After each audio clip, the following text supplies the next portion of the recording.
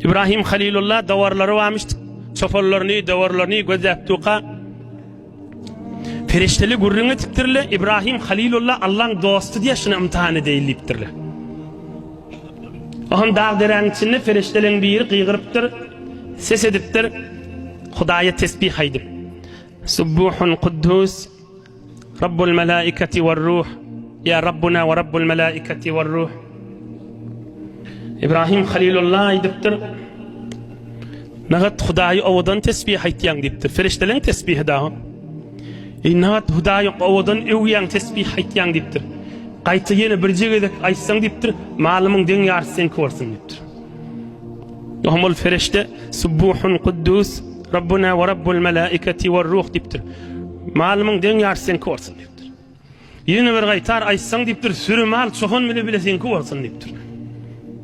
Ferişte aýdypdyr Subbuhun kuddus Rabbul melaiketi ve ruh. İbrahim can Halilullah aýdypdyr, çoğunum malym mülküm senki bolsun dipdir. Allah'ın sen bitir owadan tesbih haýtýan dipdir.